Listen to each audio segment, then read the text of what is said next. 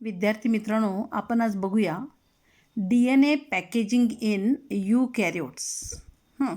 इथं शब्द पहिल्यांदा आला यूकॅरियोट्स. यूकॅरियोट्स म्हणजे काय? तर त्या सेल्स की ज्यांच्यामध्ये ट्रू न्यूक्लियस आहे. ट्रू न्यूक्लियस म्हणजे काय ते कळावं म्हणून मी इथं फिगर काढलेली आहे बघा. ही कुठली सेल, समजा प्लांट सेल घ्या किंवा ॲनिमल सेल घ्या, त्या दोन्ही यूकॅरियोटिक आहेत. तर त्यातला न्यूक्लियस बघा. न्यूक्लियसला बाहेरच्या बाजूला डबल न्यूक्लिअर एन्व्हलप आहे, त्याच्या आतमध्ये न्यूक्लियस आहे आणि त्याच्या आतमध्ये क्रोमॅटिन मटेरियल आहे. जेव्हा या पद्धतीचा न्यूक्लियस येतो की ज्यामध्ये न्यूक्लिअर एन्व्हलप आहे, न्यूक्लिओलस आहे, क्रोमॅटिन मटेरियल आहे, त्यावेळी त्या सेलला म्हटलं जातं यूकॅरियोटिक सेल. यू म्हणजे ट्रू, कॅरिओन म्हणजे न्यूक्लियस. तर यूकॅरियोटिक सेल म्हणजे ज्याच्यामध्ये ट्रू न्यूक्लियस आहे. ट्रू न्यूक्लियस आहे म्हणजे त्याच्यामध्ये न्यूक्लिअर एन्व्हलप आहे आणि न्यूक्लिओलस आहे. आता याशिवाय जे आहे ते क्रोमॅटिन मटेरियल, आपल्याला याच्यावरती फोकस करायचं आहे, याचं पॅकेजिंग. कारण ह्युमन बिईंगमध्ये म्हणा, साधारणतः यूकॅरियोटिक सेलमध्ये एका सेलमध्ये जो न्यूक्लियस आहे त्याचा साईज व्हेरी स्मॉल आला, मायक्रोस्कोपिक आला. मात्र त्याच्यामध्ये असणाऱ्या DNA लांबी 2.2 मीटर सांगितले, म्हणजे साधारणतः 4 फुटाच्या वर 5 फुटापर्यंत अशी लांबी DNA आली. म्हणजे साधारणतः आपल्या उंचीचा DNA एका मायक्रोस्कोपिक सेलमध्ये बसवायचा आहे. तर त्याचं पॅकेजिंग कशा पद्धतीनं केलं जातं ते आपण बघायला लागलो इथं. आता इथं याच्या आधी कॉर्नबर्ग हा जो शास्त्रज्ञ आहे त्यानं 1974मध्ये असं म्हटलेलं आहे की chromatin material is made up of DNA, histone and non histone proteins.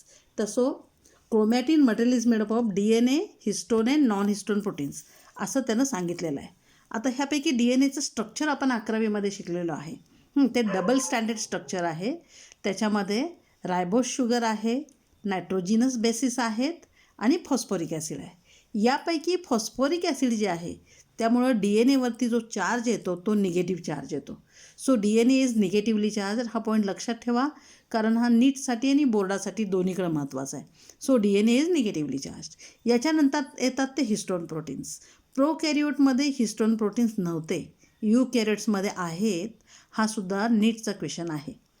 तर हिस्टोन प्रोटीन कुठं येतात आणि नॉन हिस्टोन प्रोटीन कुठं येतात हे लक्षात घ्या. तर हिस्टोन प्रोटीन हे यूकॅरियोट्समध्ये येतात. हे जे हिस्टोन प्रोटीन्स येतात यांच्यामध्ये प्रोटीन आहे, म्हणजे तो कशाचा बनलेला आहे? अमिनो ॲसिडचा बनलेला आहे. अमिनो ॲसिडचे खूप सगळे प्रकार आहेत. त्यापैकी लायसिन आणि अर्जिनिन हे जे अमिनो ॲसिड आहेत ते हिस्टोन प्रोटीनमध्ये मोठ्या प्रमाणावरती येतात. ॲक्च्युली त्यांचे रेसिड्यू मोठ्या प्रमाणावरती येतात. लायसिन आणि अर्जिनिनचे रेसिड्यू मोठ्या प्रमाणावरती येतात आणि यामुळं त्याला बेसिक नेचर प्राप्त होतं. बेसिक नेचर प्राप्त होतं म्हणजे त्याला पॉझिटिव्ह चार्ज येतो आणि म्हणून पॉझिटिव्ह चार्जच्या हिस्टोन प्रोटीनच्या भोवती निगेटिव्हली चार्जड DNA हा काय केला जातो? रॅप केला जातो, म्हणून मग त्याला स्टॅबिलिटी येते.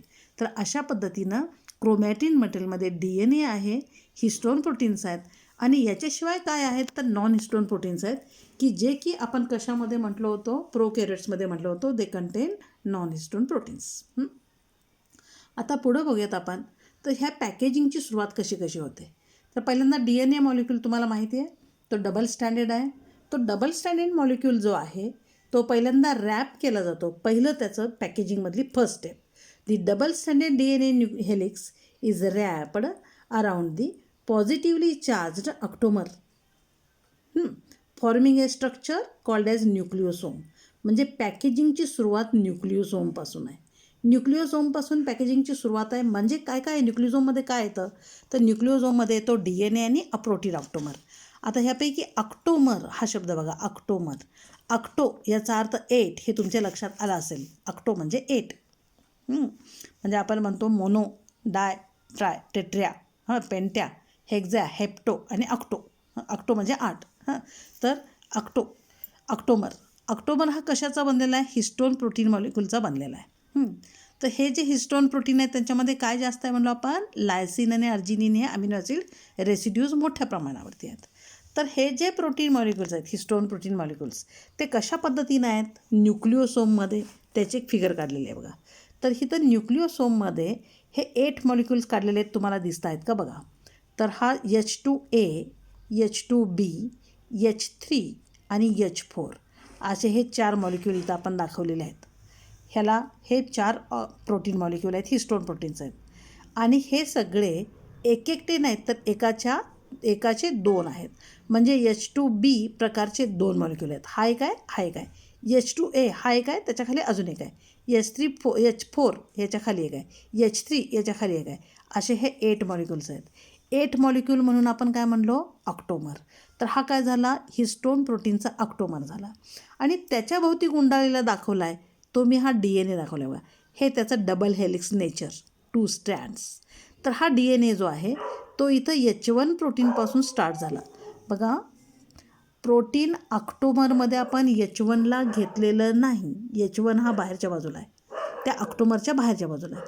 मग H1 काय करतो? H1 हा ह्या DNAला या ठिकाणी बाइंडिंग साईट देतो, तिथं तो बाइंड होतो आणि मग हा DNA, डबल स्टँडर्ड DNA ह्या ऑक्टोमरच्या भोवती एक कंप्लीट वेळा काढतो. इथं एक कंप्लीट वेळा कंप्लीट होईल, हा एक वेळा कंप्लीट होईल. आणि मग हा दुसरा सर्कल जो आहे, दुसरा राऊंड जो आहे तो चालू झाला, तो इथून पाठीमागे गेला. मात्र दुसरा राऊंड त्यानं इथं येऊन कंप्लीट केला नाही, तर तो आधीच बाहेर पडलेला इथं दिसतो आहे. तुम्ही हे बघितलं का? तर ह्यापैकी ऑक्टोमरच्या भोवती DNAचा जो एक कंप्लीट सर्कल आणि दुसरा 3/4 सर्कल कंप्लीट होतो, त्या DNAला म्हटलं जातं कोर DNA. आणि जो DNA तिथून बाहेर पडतो, हा बाहेर पडतो, याला म्हटलं जातं लिंकर DNA. त्याला लिंकर DNA का म्हटलं जातं? कारण लिंकर DNA तिथून दुसऱ्या ऑक्टोमरकडे जातो, दुसऱ्या प्रोटीन ऑक्टोमरकडे जातो आणि त्याच्या भोवती अशाच पद्धतीनं एक कंप्लीट आणि दुसरा 3/4 वेढा घेतो. म्हणून मग हे काय आहे? तर हा जो वेढे घेतो, DNA which is wrapped around the octamer, त्याला म्हटलं जातं कोर DNA. आणि तिथून जो बाहेर पडतो त्याला म्हटलं जातं लिंकर DNA. तर कोर DNA आणि लिंकर DNA असे 2 DNA पॅकेजिंगमधल्या न्यूक्लिओसोममध्ये प्रकार आपल्याला दिसतात. त्यापैकी कोर DNA जर बघितला आपण तर it is made up of pairs of 146 न्यूक्लिओटाइड्स. एवढे त्यामध्ये न्यूक्लिओटाइड्स येतात. आणि लिंकर DNA जर बघितला, म्हणजे एका ऑक्टोमरकडून दुसऱ्या ऑक्टोमरकडे जाणारा जर बघितला आपण, तर त्याच्यामध्ये साधारणतः 54 न्यूक्लिओटाइड पेअर येतात.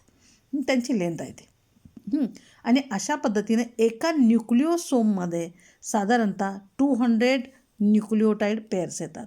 हे आपण सांगतो, हे ॲप्रॉक्झिमेटली सांगतो, एक्झॅक्ट असंच असेल असं नाही, त्याच्यापेक्षा कमी जास्ती संख्या असू शकते. पण जास्त आढळलेली संख्या ह्या पद्धतीने आहे की कोर DNAमध्ये 146 न्यूक्लिओटाइड्स आहेत, पेअर्ड न्यूक्लिओटाइड्स आहेत. तर लिंकर DNAमध्ये 54 न्यूक्लिओटाइड पेअर्ड आहेत. तर अशा पद्धतीचं हे जे स्ट्रक्चर तयार झालं याला म्हणतात न्यूक्लिओसोम. तर आता पुढे एक फिगर आहे बघा, ज्याच्यामध्ये न्यूक्लिओसोमचं स्ट्रक्चर तुम्हाला नीट समजलं आहे का बघा. हे परत एकदा नीट बघा की त्याच्याभोवती अशा पद्धतीनं DNAचा एक कंप्लीट वेढा आहे आणि दुसरा 3/4 वेढा आहे. तर अशा पद्धतीनं गुंडाळलेला आहे. हे काय बघवलं आपण? DNAचं पॅकेजिंग. फक्त मजा अशी आहे की पॅकेजिंग करत असताना आतमध्ये प्रोटीन आहे आणि त्याच्याभोवती गुंडाळलेला आहे तो, जसा की दोरा रीलमध्ये आपण गुंडाळून ठेवतो तशा पद्धतीनं तो गुंडाळलेला आहे. आता पुढची जी फिगर आहे याच्यामध्ये काय काय दिसतंय बघा. तर इथं दिसतोय हा DNA मॉलिक्यूल, हा डबल स्टँडर्ड DNA. ह्याची जर आपण जाडी बघितली, रुंदी बघितली, तर 20 angstrom unit to 30 angstrom unit या पद्धतीनं आहे. काही पुस्तकामध्ये 20 सांगितलेलं आहे, काही CET बुक्समध्ये 30 एंगस्ट्रॉम युनिट सांगितलं आहे. तर त्याचा डायमीटर जो आहे DNAचा, तर DNAचा डायमीटर जो आहे तो 20 to 30 एंगस्ट्रॉम युनिट एवढा आहे. असा जो हा DNA आहे तो ह्या प्रोटीन ऑक्टोमरच्या भोवती गुंडाळला गेला, नंतर मग हा दुसऱ्या भोवती गुंडाळला गेला, तिसऱ्या भोवती गुंडाळला गेला. असे अनेक हिस्टोन प्रोटीनचे ऑक्टोमर आणि ऑक्टोमर भोवती DNA गुंडाळला गेला. जो गुंडाळला जातो त्याला म्हणतो आपण कोर DNA, जो एकाकडून दुसऱ्याकडे जातो त्याला म्हणतो आपण लिंकर DNA. तर तुमच्या लक्षात आहे की कोर DNAमध्ये जादा न्यूक्लिओटाइडचे पेअर आहेत 146, तर लिंकरमध्ये फक्त 54 आहे. त्यामुळे लिंकर शॉर्ट लेन्थचा असणार आहे आणि कोर DNA तो लॉंग असणार आहे. तर ह्या पद्धतीनं हे स्ट्रक्चर तयार झालं. हे जे स्ट्रक्चर तयार झालं म्हणजे यातला एक एक म्हणजे काय न्यूक्लिओसोम आहे. तर हे जे स्ट्रक्चर तयार झालं याचा डायमीटर जर बघितला तर डायमीटर येतो 60 angstrom unit to 110 angstrom unit, ह्याच्यामध्ये त्याचा डायमीटर येतो. आणि असं हे जे स्ट्रक्चर आहे याला म्हटलेलं आहे बीड्स ऑन स्ट्रिंग. कारण यामध्ये असं कल्पना केलं की हे बीड्स आहेत, बीड्स म्हणजे मोती किंवा मणी, की ज्याच्या भोवती स्ट्रिंग म्हणजे हा दोरा गुंडाळलेला आहे. म्हणजे DNA ला दोऱ्याची उपमा दिलेली आहे. तर हिस्टोन प्रोटीनच्या ऑक्टोमरला बीड्स म्हणजे मोती किंवा मणी त्याची उपमा दिलेली आहे. तर अशा पद्धतीने हे बीड ऑन स्ट्रिंग तयार झालं. तर आता आपण साधारणतः जे न्यूक्लियसमध्ये क्रोमॅटिन मटेरियल म्हणतो ते या पद्धतीने बीड्स ऑन स्ट्रिंग अशा पद्धतीचं येऊ शकतो. क्रोमॅटिन नेटवर्क म्हणतो जे न्यूक्लियसमध्ये असणारं. तर आपण इथं नाव दिलं होतं बघा क्रोमॅटिन नेटवर्क. तर हे जे आहे हे साधारणतः बीड्स ऑन स्ट्रिंग किंवा सोलेनॉइड फॉर्ममध्ये येतं. आता सोलेनॉइड फॉर्म म्हणजे काय बघा. हा DNA होता. हा DNA या पद्धतीनं ऑक्टोमरच्या भोवती गुंडाळला गेला. हे सगळे न्यूक्लिओसोम आहेत आणि हे संबंध म्हणजे बीड्स ऑन स्ट्रिंग आहे. आता हे जे बीड्स आहेत ह्या सगळ्यांची परत जर स्प्रिंग करायची ठरवली तर गुंडाळायचं ठरवलं तर मग तसं गुंडाळायचं ठरवलं तर बघा हा सगळा मिळून म्हणजे यामध्ये 8 प्रोटीन मॉलिक्यूल आहेत बरं का. त्या 8चा मिळून हा एक घेतला.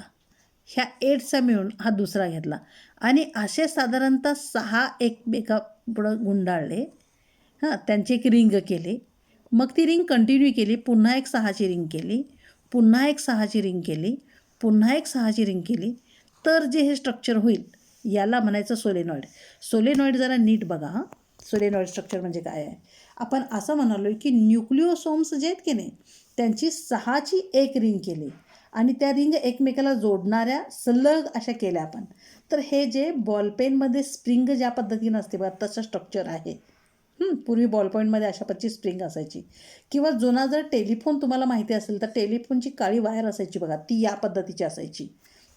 तर तशा पद्धतीचं स्ट्रक्चर म्हणजे टेलिफोन वायर लाईक स्ट्रक्चर जे तयार होतं त्याला म्हटलं जातं सोलेनॉइड. आणि सोलेनॉइडचा डायमीटर जो येतो तो साधारणतः येतो 300 अँगस्ट्रॉम युनिट्स किंवा येतो 30 NM. तर ह्या पद्धतीचं सुद्धा क्रोमॅटिन नेटवर्क इंटरफेसच्या पुढं गेल्यानंतर न्यूक्लियसमध्ये असू शकतं. तर DNA पॅकेजिंगमध्ये पहिल्यांदा DNA ऑक्टोमरच्या भोवती गुंडाळा मग न्यूक्लिओसोम फॉर्म झाले. न्यूक्लिओसोमची 6ची एक रिंग करत ती कंटिन्यू रिंग केली. त्यामुळं काय तयार झाला सोलेनॉइड तयार झाला. आता हा जो सोलेनॉइड आहे याच्या बाबतीत पण काय होतं बघा तो परत आणि कॉईल केला जातो.